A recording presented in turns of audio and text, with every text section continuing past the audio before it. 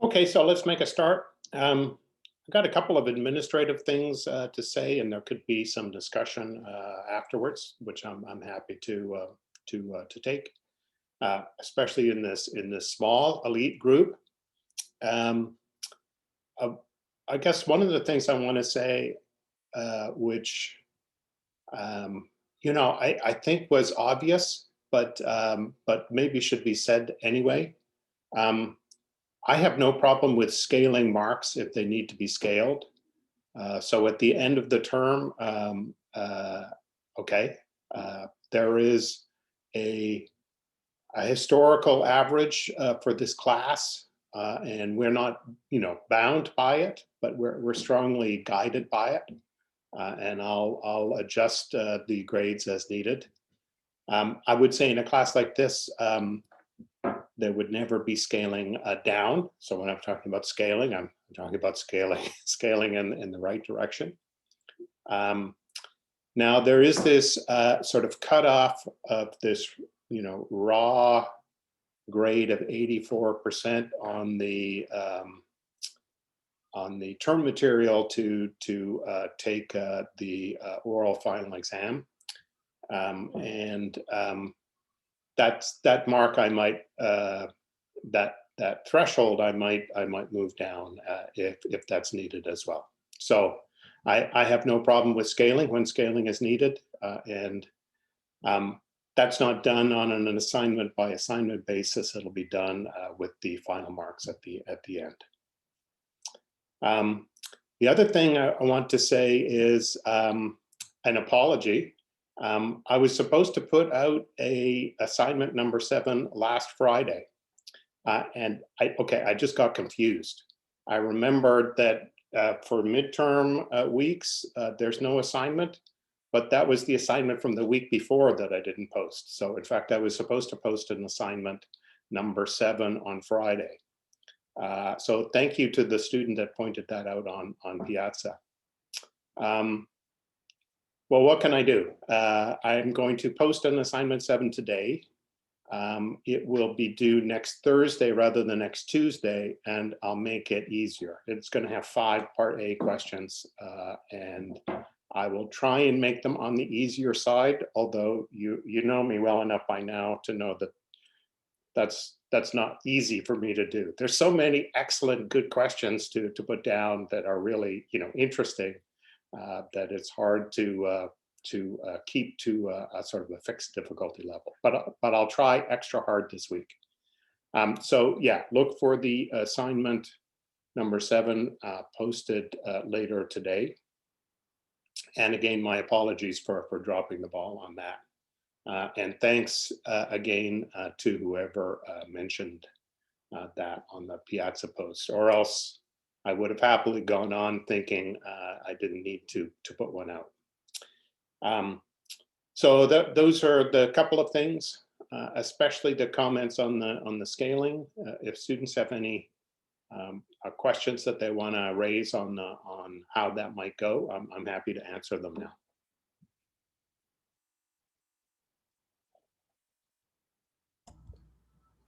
Just a question on that due date. Unfortunately, a very loud noise happened right when you were telling me when it was due. So that's not Thursday 2 days from now, but Thursday 9 days from now. No. Okay. Normally, it would have been posted at the end of last week, and then it would have been due next Tuesday. So I'll make it due next Thursday. Okay. And again, I'll try and make it a little bit more straightforward than average. Awesome. Okay. Just wanted to make sure we didn't have a 2-day assignment. No. I maybe I swing to the unreasonable side sometimes, but okay, that's too far. That's too far. Okay. Cool. Thank you so much. Any other questions or comments? Actually, one question. Actually, sorry, I had one question about the oral final. When would it be? It would be, I don't know what. There's a big group of students in this class, from two groups from 2 programs, and they will have many exams, at common times. All right. So I don't know what the schedules are, so I would, you know, work around those. My only thought right now is I would, you know, make a schedule with a bunch of open slots, and you know, then it's first come, first served. Students can click on the open slots, and then anyone who's left who can't make any of the slots that are left, you know, it'll be an email discussion to find a time, and it'll be 15 minutes. 50, you said? 15. 15. Yeah. Okay, wonderful. Thank you so much.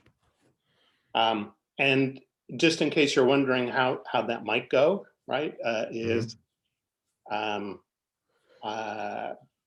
basically I have a slate of difficult questions, all the B questions from the term, and I've got I'll probably post a few extras, and when your time comes, I'll pick one at random, and ask you about it. Okay. I'll look and see if you have done the question, and you know, during the term. I'll expect more from your answer than if you weren't able to do the question during the term. Okay. Thank you so much. Oh yeah. No problem.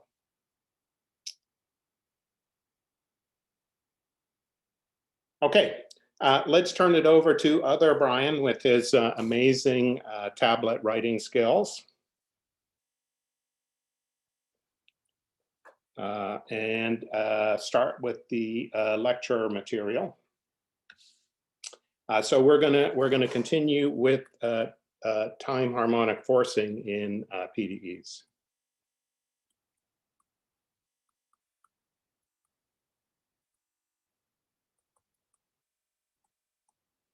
We got some PDE systems.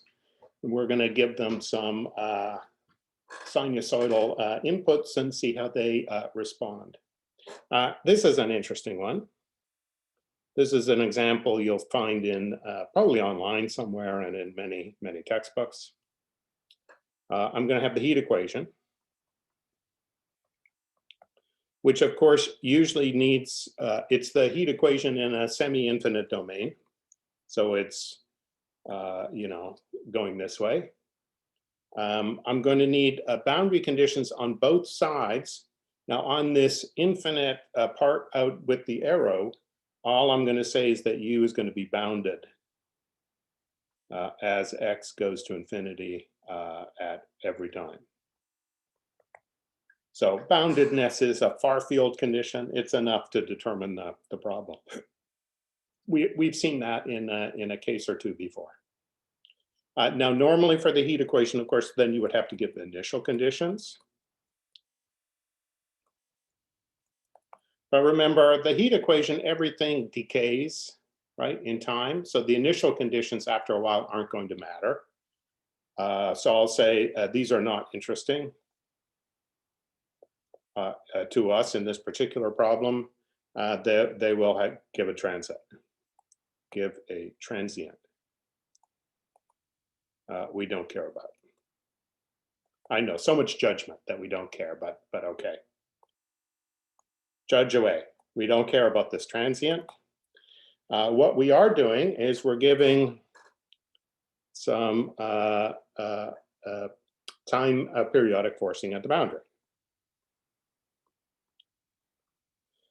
And you've seen a number of problems now where you know that if your system has decay in it, then if you are looking for the behavior at long times, the initial conditions, the transient's gone, and all you're seeing is the response to the time harmonic forcing. And of course, after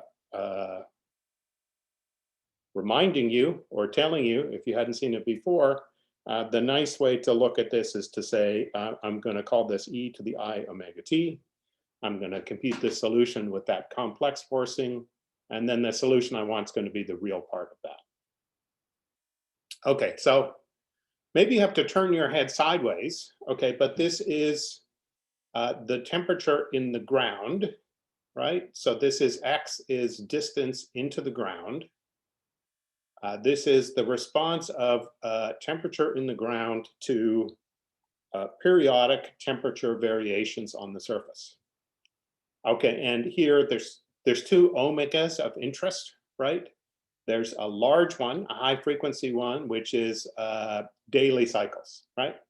The sun comes up, the sun goes down, and it's hotter during the day than at night. And so there is a high frequency thermal variation. And then we're also interested in annual variations, right? So it's winter, spring, summer, fall, and the temperature varies on that time scale as well, with omega, which is much smaller. Okay, so we got temperature variations in the Earth. This seems like it should be easy, right? Should be easy. Something pretty interesting comes out of it, or at least something I thought was interesting when I first saw it. So we're gonna play the game that we've played before. We're going to make an ansatz. That's a guess for the form of the solution, and it's a good guess. In fact, we know it's going to work. So we're going to look for u of x and t in the following form. U of x and t is going to have some complex amplitude, e to the I omega t. Okay, and while you're thinking about that, let me change my view so I can see the Slack screen in case I miss chat comments and Maricela tells me about them. No questions yet, she says. Okay, good. Okay, so I'm gonna take this and I'm gonna plug it in here and I'm gonna get an ODE for A. This is a game we've played since the very beginning of the course. We have a PDE and we cook it down to an ODE or a family of ODEs, and we can make some progress analytically to understand.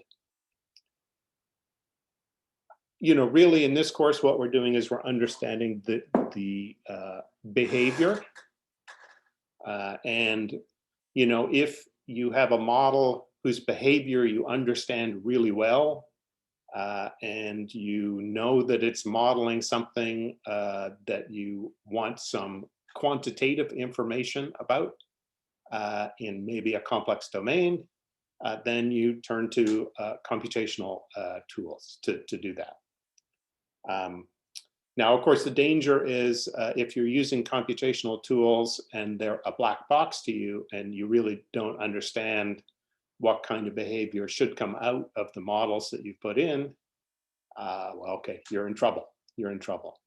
And so hopefully Math400 gives you some starting point for knowing what sort of models you should be using, what kind of terms have different types of behavior, and maybe even what types of numerical methods are going to be appropriate for those different types of equations. I like computing too. In fact, it's my research area. But can't compute effectively without knowing what we're studying now. Okay, lecture over. Oh, except I'm still lecturing. Okay, so now back to the actual subject material. I'm going to take that thing, I'm going to put it into the heat equation. I'm going to look at the boundary conditions, and I'm going to get the following. So when I take the time derivative, I get a factor of I omega. And when I take the two space derivatives, I just get two derivatives of A, and e to the I omega t multiplies everything, so I can cross it out. Right? This gives two exponential solutions.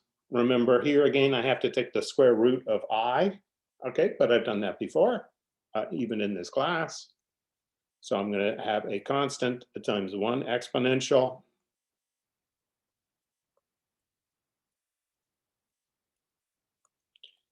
plus another exponential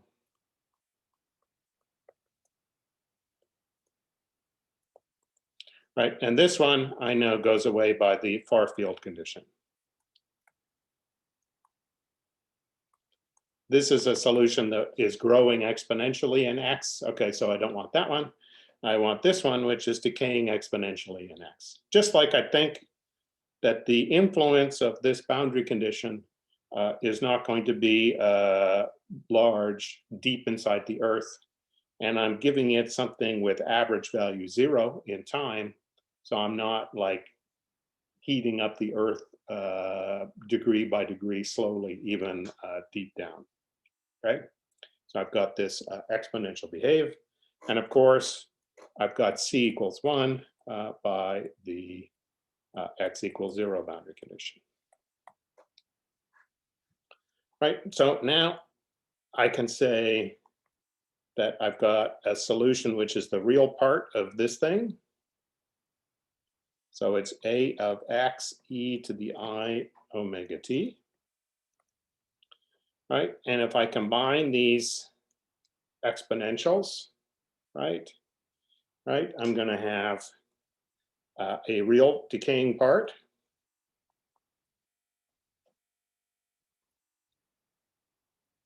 And then I'm going to have a cosine part, which is omega t minus the square root of omega over 2 times x. So here I've got the time harmonic behavior, but it also varies in x. And the way to think of this is the phase of the time harmonic signal varies with depth in the Earth. And of course, you have exponential decay as you go into the Earth. So this is exponential decay.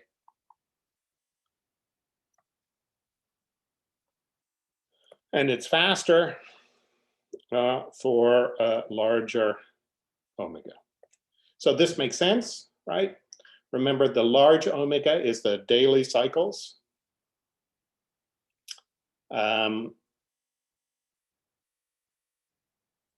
And that is something which you don't expect is going to make a big influence on the temperature, 3 meters below the surface. The sun, that fast scale. Whereas the lower, smaller omega, so the slower varying temperatures, will make an influence farther into the Earth.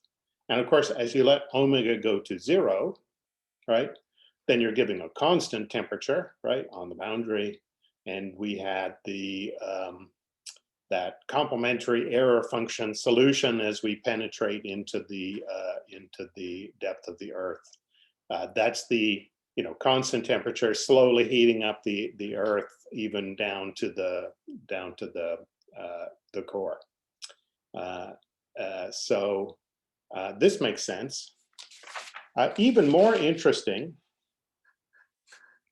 is that if you look at this particular value of x, which is deeper for lower frequencies, right? So if I look at this particular position, right, this is a position in the Earth, right? The temperature is, so at that value of x, this number would be pi, right? So that would mean the temperature is 180 degrees out of phase with the surface signal.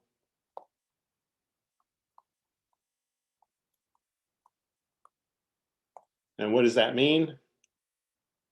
Right, at that depth in the Earth, the temperature is coldest when the surface is hot. When the surface is hottest, and vice versa.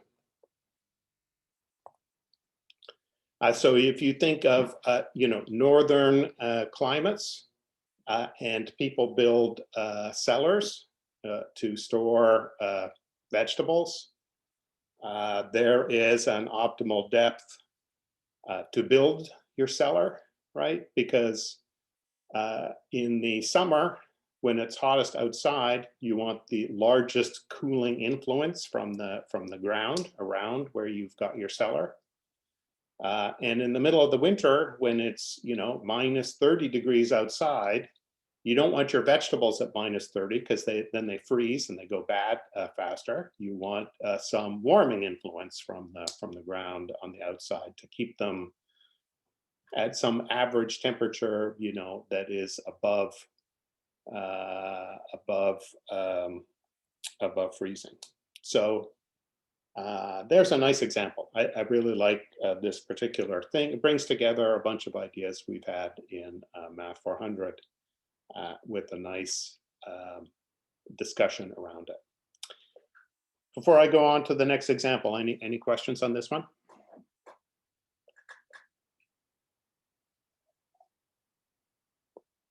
This is something you can do without complex notation, but it's a pain.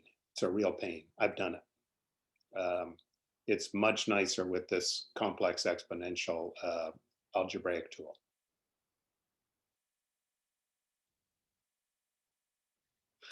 Okay, let's do another time harmonic forcing, and then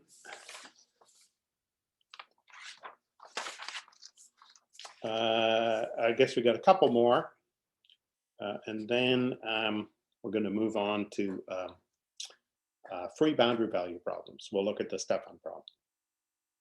So I'm going to do the same kind of story I did before, right? I'm going to have a PDE. Now it's the wave equation.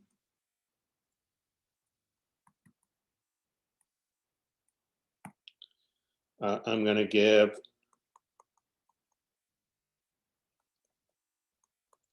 some data on one side. This is the telegrapher, right? Sending a signal from here. And just like the heat equation, I need some sort of far field condition out here, right? Now this one is a little bit trickier, right? Because I'm going to be looking for the time harmonic solution, which will have waves all the way out here, right? So I can't say that the solution is going to zero right out here. I can't say it's bounded because I can have waves from the far field coming this way, right? Which I don't want. So the sort of subtle thing we're going to say is that out here, there should be only a right moving wave.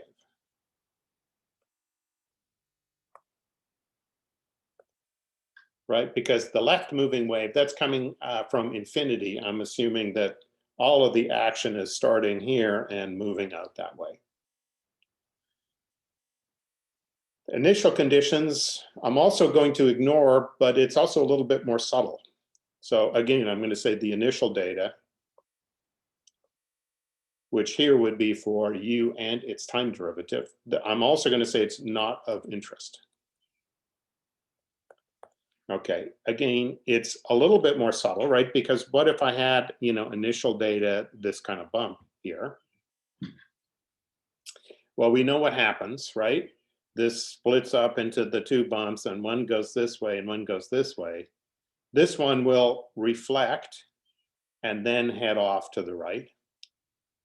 And all I'm saying is, okay, yeah, maybe there's some disturbance, initially.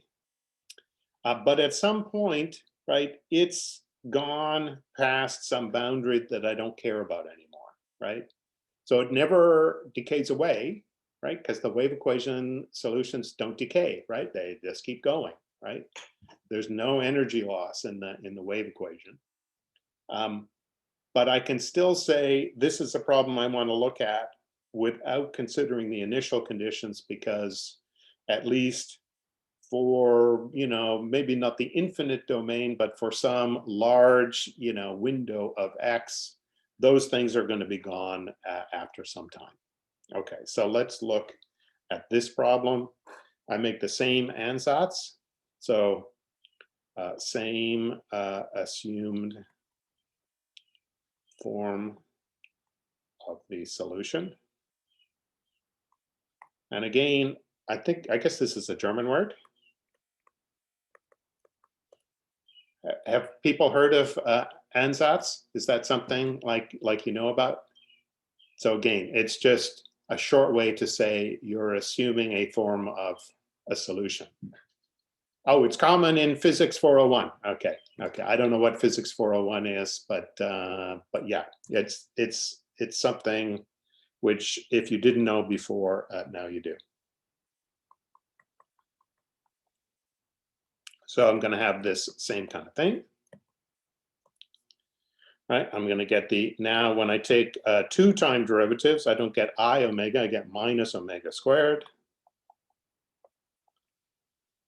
Right, this also has 2 solutions, complex exponentials.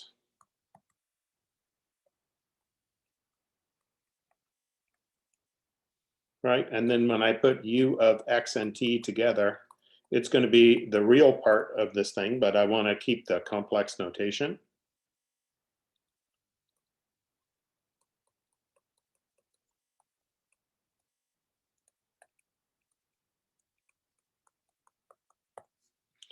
Right, and this guy, right, I want to cross off because this is a backward moving wave.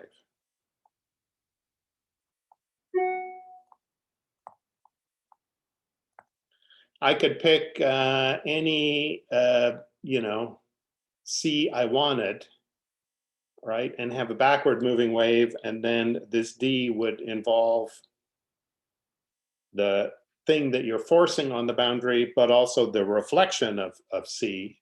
But, you know, like I say, that stuff coming in from infinity on the right, moving towards the left, I'm assuming that that's not the kind of solution I'm looking for. I'm looking for stuff moving to the right.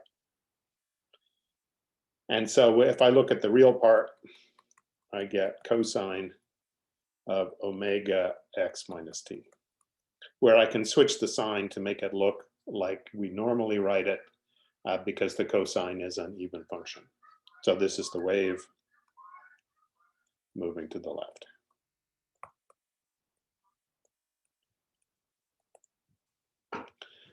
And so, you know, normally we think of this kind of solution as coming from initial conditions. But now you can see that it could really come from some boundary forcing, right? This is the signal you're sending down the wire, and you're sitting at x equals 0, generating the signal here and seeing it propagate down the wire, right? The question is, this is the steady state solution. Well, it is a form of the solution which you can assume you have, right, for some interval in x past some time, right? After any initial conditions have left, right, this is the solution you'll be left with. It's not steady state because it's time varying, right? So it's the, oh, yeah, okay. Someone has pointed out that I've just said I only want waves moving to the right, and I botched it here. This is a wave moving to the right. This is the one we want, right? I had backwards, forwards, and right and left. I have trouble with right and left. You've probably noticed. So yeah, this is the wave moving to the right.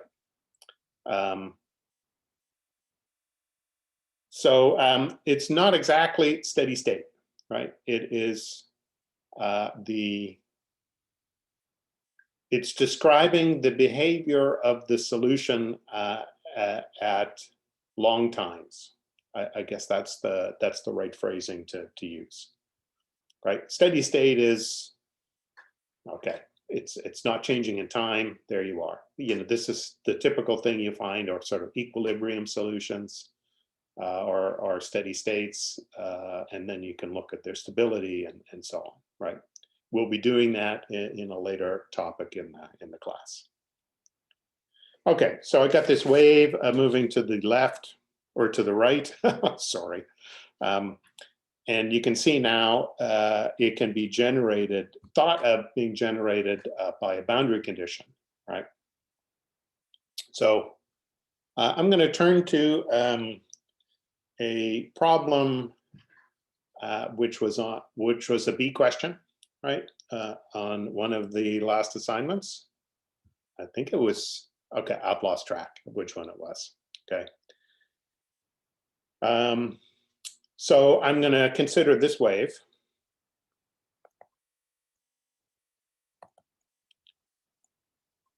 And I'm thinking of it exactly the way it's being generated from an operator at the x = 0 boundary, sending a signal down this wire, and it's going to travel through a defect in the transmission line in a bounded interval, okay? So in fact, now my wave, I'm thinking of this as being generated at, x = minus something, right? And then it's traveling to the right, right? And then it's coming up to this this place where the wire is not perfect. There's a manufacturing defect in the wire in this interval, right? And I'm modeling it as a defect that changes the speed. So I'm going to have c² is, well, it'll be 1. Everywhere else in the wire, it's perfect, right? Perfectly manufactured. But then there's some defect here. So this is like a manufacturing defect.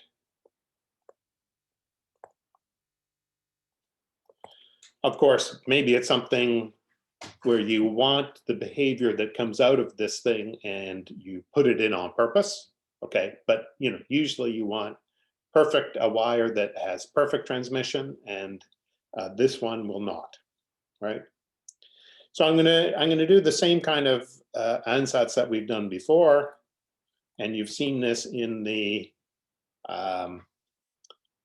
part B problem if you did it, but if you didn't, here it is for the first time,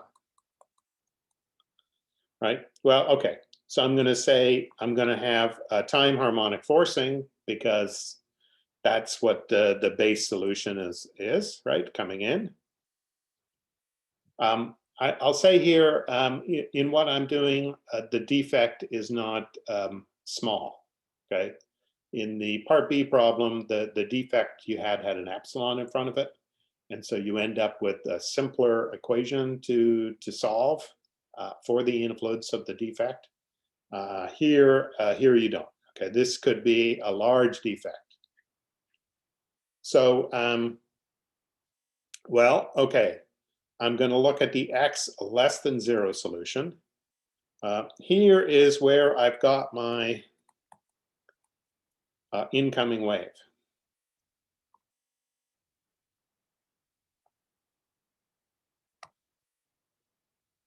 I don't have any, kind of question marks around that. That's the wave that's coming in.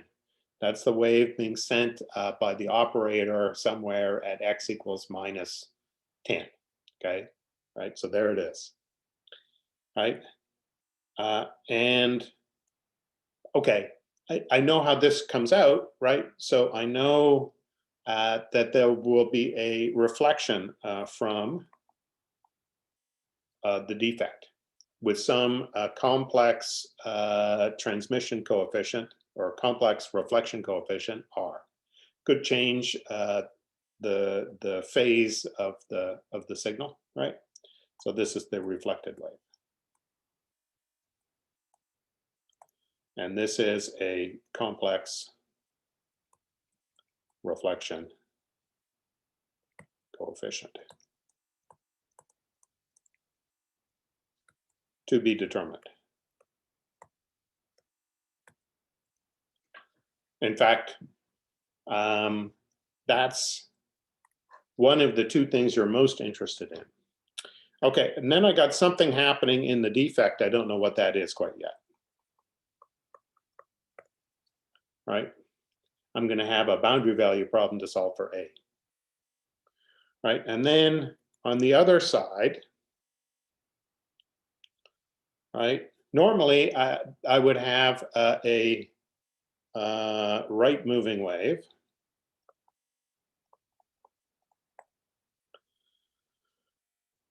Right, and it would be just e to the minus I omega x, exactly the same thing, right? But now I'm going to have something a little bit different, right? This is for x bigger than 1, right? And so this thing here, this is going to be a complex transmission coefficient.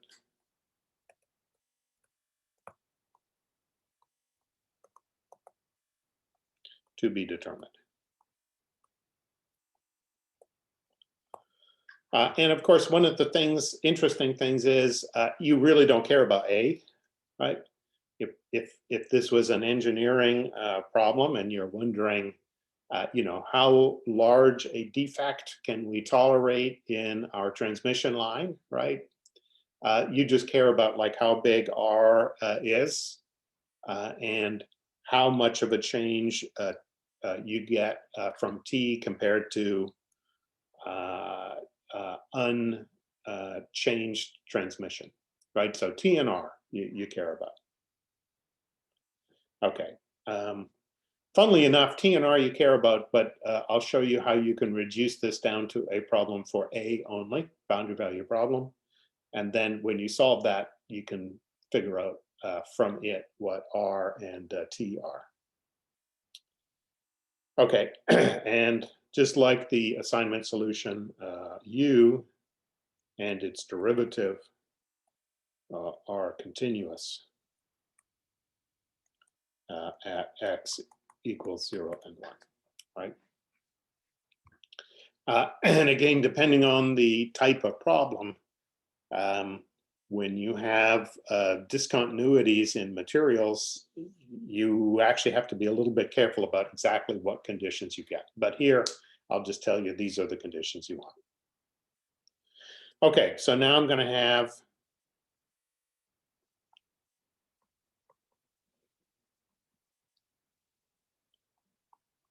this problem for A. And again, not everyone did this part B problem, so I don't want to dwell too much on it. The difference that you get in the problem when you are just looking at the linear response, so the epsilon problem is, in that case, you had a constant coefficient problem for A, where it's a forcing term that comes from the defect. And here, the defect is not small, and so it actually ends up appearing as non-constant coefficients in this problem. So this is a problem which I'll show you, right? But it's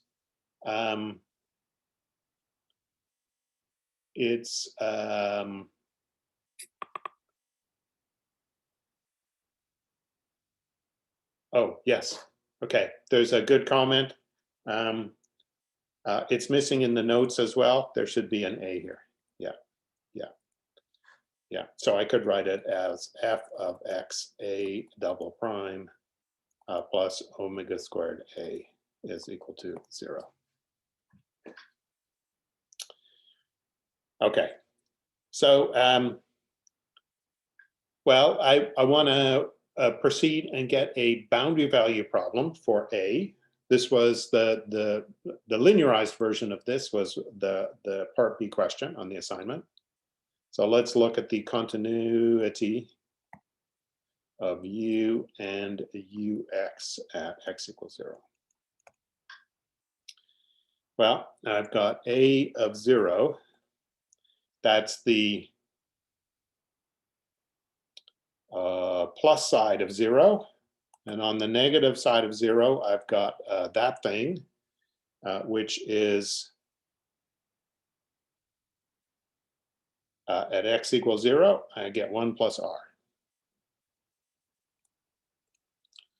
Right? And if I look at the continuity of, that was u, if I look at the continuity of ux, I get a prime at 0 is minus I omega plus I omega r. Now I want a boundary value problem for a. Well, I can't give both of those boundary conditions at 0. I can only give one. But there's this unknown r, but we can eliminate r just with some algebra. And we get a prime at 0 minus I omega a of 0 is minus 2I omega. So there's my boundary condition at x equals 0, right? And if I look at the continuity of u and ux at x equals 1, right? I've got a of 1 is t, a prime of 1 is minus I omega t, and I can eliminate t.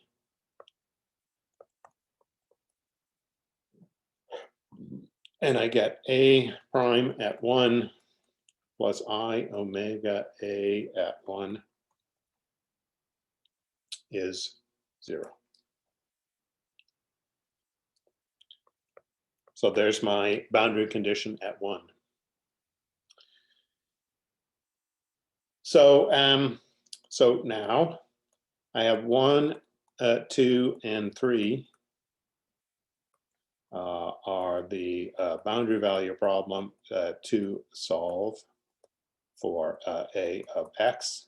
And right, unless f has some particularly nice form, right? This is a numerical. This is a numerical solve, as opposed to the linear problem, which you could make some analytic progress on. And the linear problem, that's with a small deviation. That's actually application relevant. What was one? One is the boundary value problem. Right, so I've got the ODE, a boundary condition at 0 and a boundary condition at 1. Right, so you can solve it and then recover R and T, the things you're really interested in just from the boundary conditions at the boundary values of your solution at 0 and 1.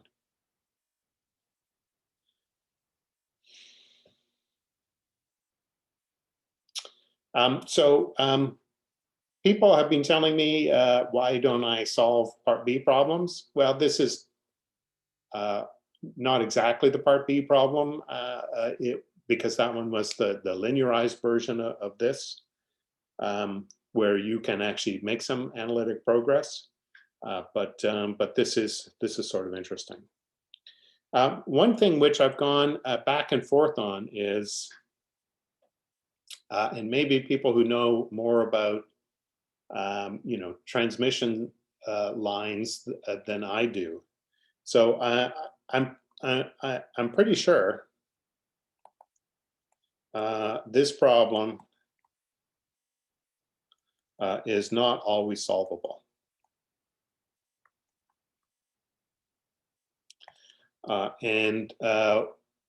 This problem, by this problem I mean for a of x, right?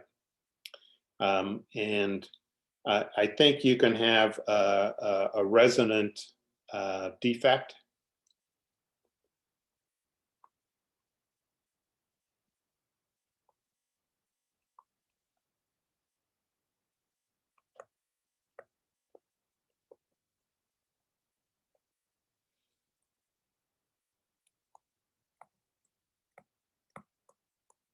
You notice in notes that I posted later, if you look at the linearized problem, it's always solvable. But yeah, that's for small changes. I think here you can actually have a defect which traps the incoming waves, and you get resonant growth, right? So the amplitude will actually grow linearly in time. And the signature for that is that this problem is not, this problem for A is not solvable. Okay, you notice I've said believe and think. I tried to find an example, but I spent a couple hours trying to find an example and failed. That does not mean that there is not such an example. Okay, so interesting application stuff.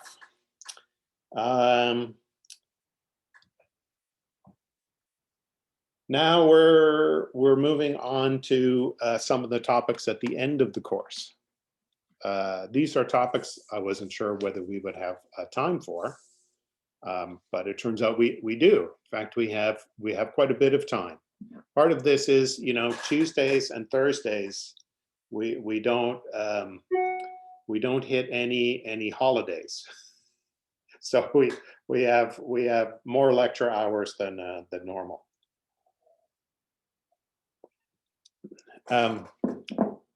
So we're going to have a look at some simple free boundary value problems. And then I also think we'll be able to pick up another topic, which is reaction diffusion equations. I'll show you Turing instabilities, which are interesting, well, in chemistry, but also biology, and a little bit counterintuitive. And that should take us to the end of the class. Okay, so new major topic. We finished with time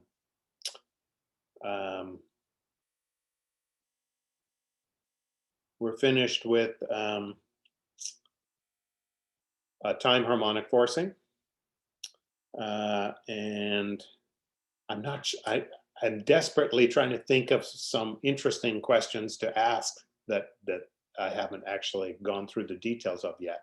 We'll see how I do. Now let's turn to free boundary value problems.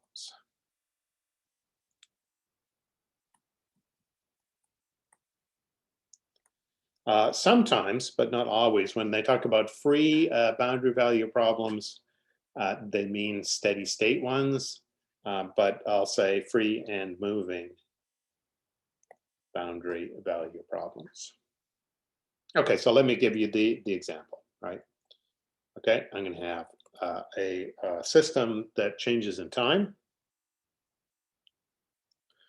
It's going to have a finite domain. I'm going to have a temperature U.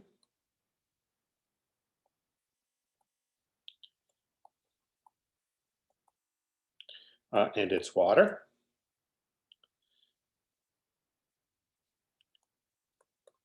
It's going to be in Celsius. And I'm going to have water up to some point. This is, here, let me write that a little bit more clearly.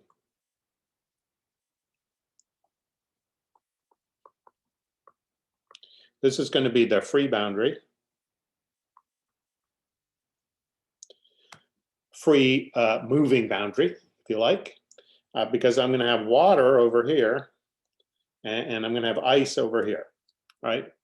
And because the temperatures are varying, I'm going to be melting some ice or freezing some ice, and this interface is going to move in time. And I don't know what S of t is beforehand, because if I did, then I'd have a problem that was like problems we've studied before. No, I have to work out what S of t is as part of the problem, right? So these get kind of interesting. I'm going to give boundary conditions. Positive over here, so above freezing over here, And I'm going to give, oh, sorry, this is 0 and t. 0 and t. And I'm going to give boundary conditions over here less than 0, so below freezing, right? And the system is going to be driven by those temperature variations. Of course, I have to give initial conditions for the temperature as well, right?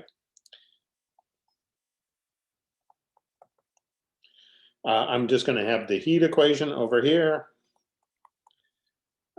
I'm going to put units back in. Right, I've got actual. This W is like 3 meters. Right, I'm back to dimensional things because I'm going to have to do some scaling to end up with a math style problem. Right, so if you remember, this is the thermal diffusivity. This has got units of meters squared per second.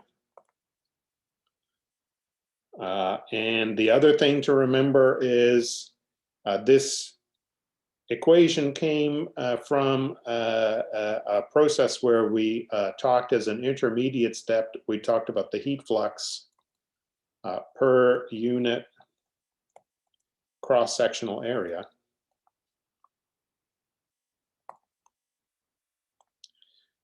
Which is, so this is joules per second meter squared, or watts per meter squared, right? And the expression for that is minus, this is a big K, du dx.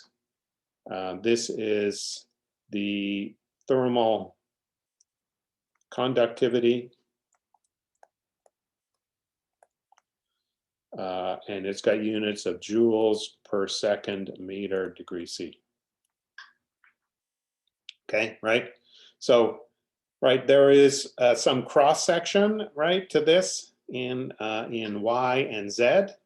And so these equations are really looking at what's happening per unit cross-sectional area, right? So I don't have to include like how wide and deep the tank is that I'm cooling on one side and heating on the other side, okay? Right, and in the ice, I got the same kind of story, right? I've got the ice temperature, and I could use a different variable to really highlight that there's a different quantity over here, but I'm just going to go ahead and go with U. Right, this is something which is defined for x bigger than s of t. I've got ut is oh, let me use the little k notation. They got a thermal diffusivity over here as well. And something I didn't know except from preparing these lectures is there's actually a pretty big difference between these things. Heat travels much more easily in ice than in water. Who knew? Who knew? Factor of 6, right? I should say approximately 6. Right, and I've also got a heat flux per unit cross-sectional area. And there's a ratio of these guys as well, which is about 3 to 4, right? And this big K, right, this is something which goes into the thermal diffusivity along with the density and the heat capacity. So it's not surprising that these guys are going the same way. Well, that tells us everything about this problem except what's happening here, right? I have a research colleague who mocks me. We're good friends. We've worked together for, well, decades now, I can say. And he mocks me for various things. And one of them is when I'm doing some modeling and deriving a system. And for me, then at the end, it's always, now I have a well-defined system, let's compute, right? Okay, but along the way, I want to count equations, right? And boundary conditions and make sure everything kind of makes sense. Well, if you think about this thing, right? I've given a boundary condition on the left, right? But I need to give a boundary condition on the right, even though this is a moving boundary, and I know something funny is happening here. Just in terms of the PDE, I need one boundary condition for this thing on this side. For this equation, typically I have boundary conditions on both sides, so I need a condition here at this question mark for that. And because I don't know what S of t is doing, I need a third boundary condition, right? So just by counting, I know I should have 3 conditions here.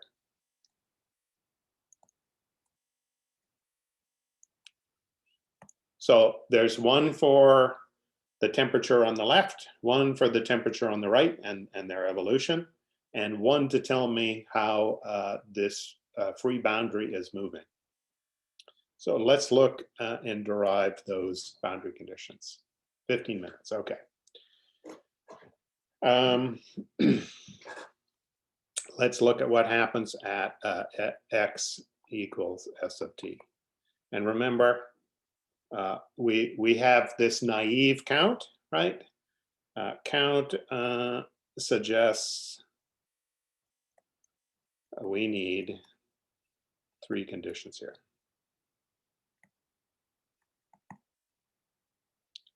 One each for the heat equations on either side.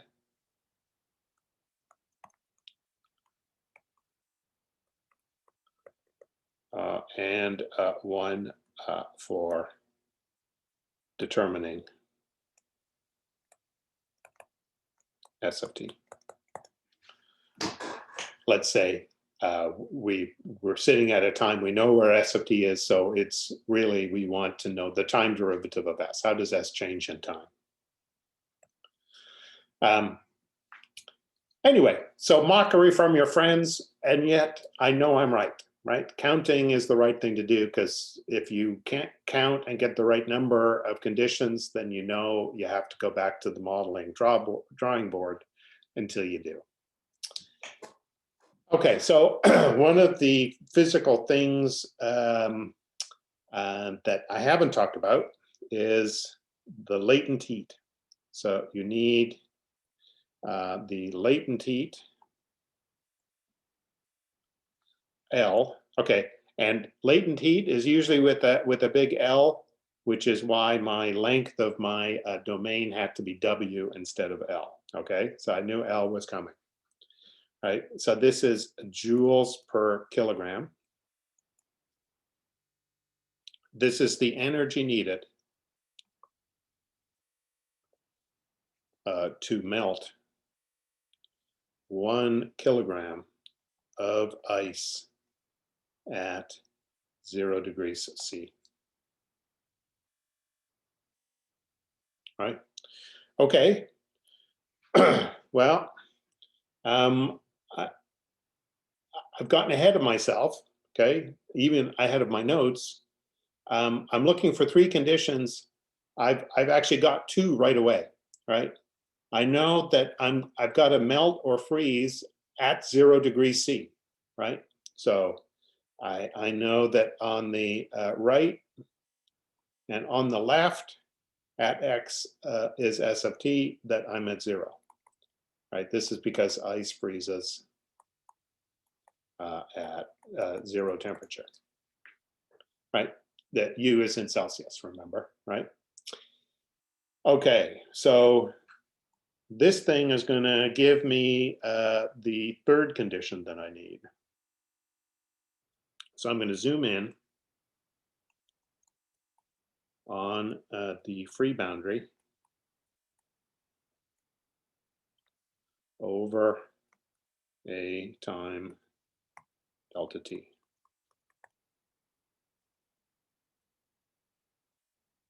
right? So here is a small change in time.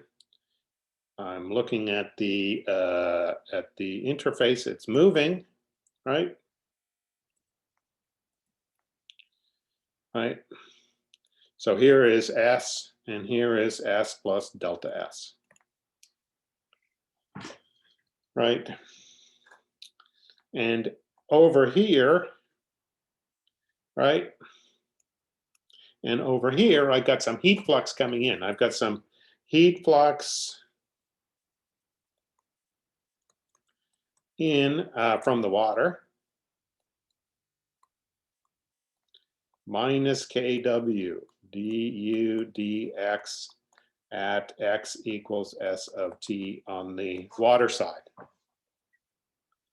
And over here, I've got some heat flux out that's minus this thing on the ice side.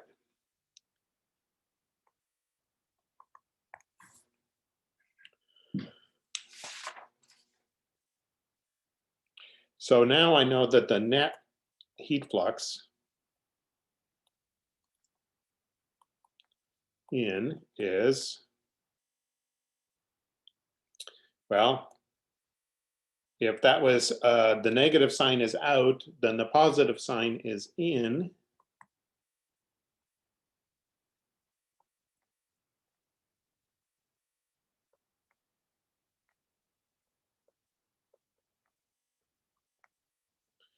And that's over a time period delta t. So I guess I shouldn't say the net heat flux. I should say the net heat in per unit cross-sectional area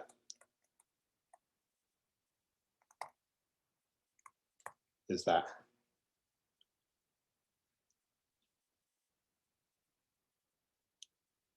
Okay, and we're sitting here. That heat is not changing the temperature, right? Because in this little piece, the temperature has got to be 0, right? Because I'm right next to a freezing or melting front. Melting if delta S is positive, freezing if delta S is negative, right? So this net heat does not change the temperature.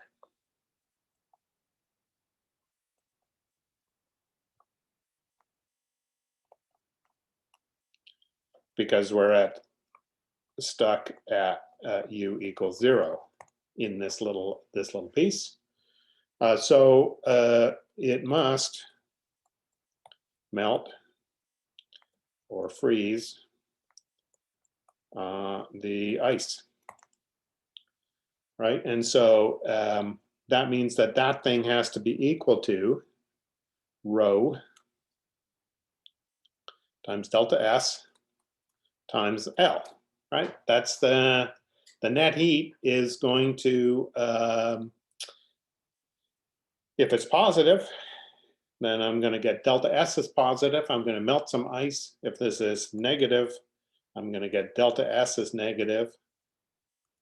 And I'm going to freeze some ice, right?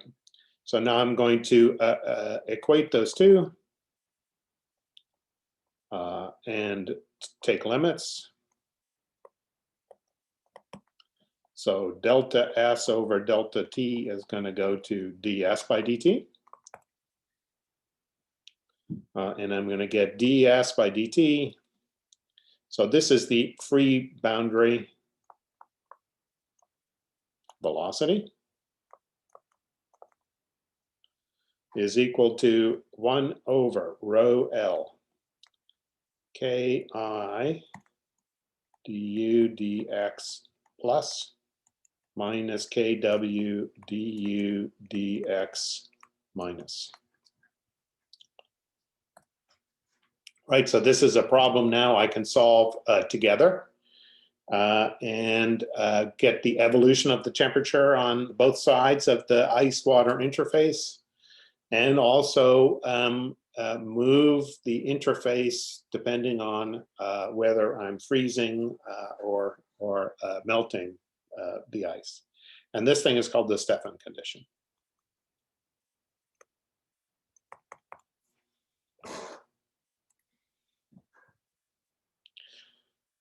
Okay, so after scaling,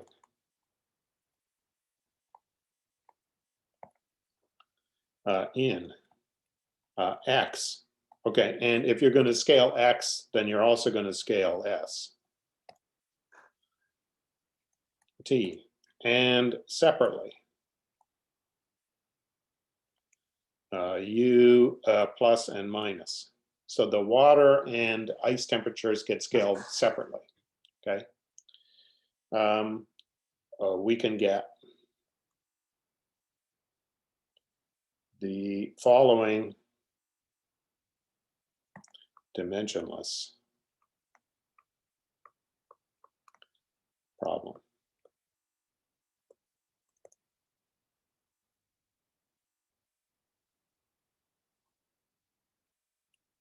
I'm going to go from x equals 0 to 1 now in the scaled problem. I'm going to have this given, right? I'm going to have u0 of x is going to be given on both sides, right? I'm going to have u less than 0 given.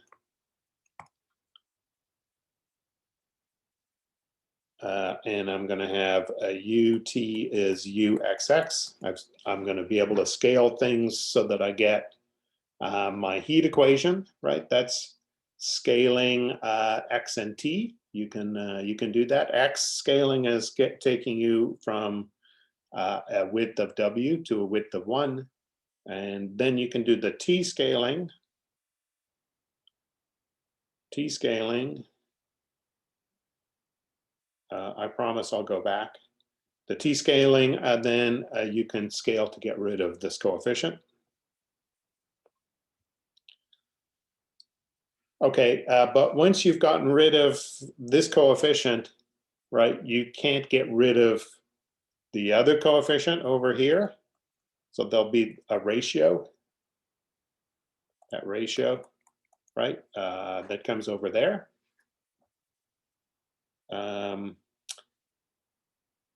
Right, and so u0 of x will be bigger than 0 here and less than 0 over here. You're going to give s of 0 will also be given. And on this boundary, I'm going to have u will be 0 on both sides. There's the 2. And then the third one is the Stefan velocity. This is going to be the jump in du dx. This is notation for du dx on the right-hand side minus du dx on the left-hand side. I believe we showed this notation when we were looking at the shock problems, because this is a nice way to express the Rankine-Hugoniot conditions.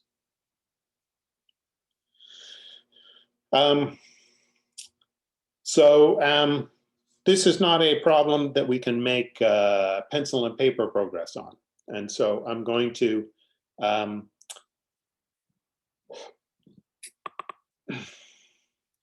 oh, good question. So the question is, does this include the conductivity values?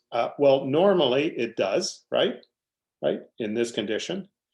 Except I can scale u plus and minus separately to scale out those coefficients, right? So I've scaled s, I've scaled t, I've got this thing in front, right?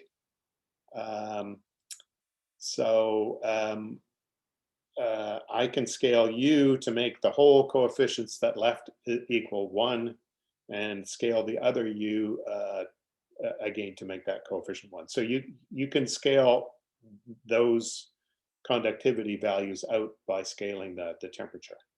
Notice that in that scaling, you're also scaling with the latent heat. which is very large, right? And so the resulting actual temperatures can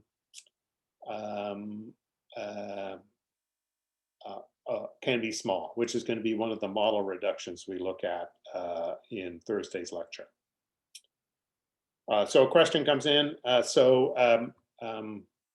Do the U's have different units? Well, this is all dimensionless, but I think I can answer your question and say the U's are scaled differently. So a U over here, U equals 1 here is not going to be the same as U equals 1 over on the other side, right? So yeah. By doing that, you can simplify this this expression on the boundary. And all that happens is you have to change the scaling of the initial data and the boundary values differently on the two sides. Okay, so in the notes, this thing is called Model T. T for two-sided. Okay, next time we'll look at some model simplifications. You know, this is a well-studied model mathematically and computationally, and shows up in applications, and computing approximations of this are interesting, right? Interesting computational problem. But this is a class where we try and make as much progress as we can analytically. So I'll say next time we'll look at some simplifications